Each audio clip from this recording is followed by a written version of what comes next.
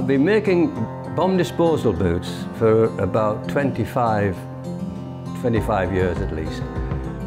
I was first approached way back in the 90s. Soldiers came to me from up in, they'd been working up in Stranraer on the North Scotland coast, and they'd been clearing bombs off the beach, or shells. At the end of the Second World War, a lot of ships were sunk up there, just to get rid of them, if you like, and full of ordnance, full of shells and bombs and grenades. And after about 20 years, they started washing up on the beach. And these chaps' job was to go up there, spend a week on the beach with the metal detector, finding them and dealing with them. Now they had a problem. The problem was that the metal lacing loops on the boot were causing the mine detectors to trigger when there was nothing there. And this wasn't safe because they could begin to ignore it. So I was asked by them to make a military boot which was non-metallic, so they could clear the mines or use it with a metal detector without it triggering it. Now, 2 years ago, I started looking at the bomb disposal boot again, and this is the result.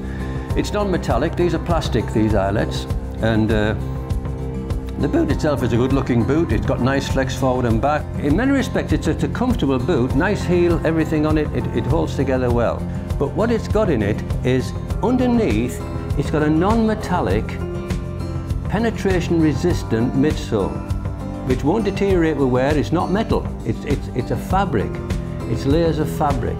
And around here, just this part of the boot, I've also built in a very thin 1mm layer of this fabric. Now, underneath the sole, this is a normal midsole. This is a normal midsole that you put in a boot. It's stiff at the back and it's flexible at the front. That's what people use.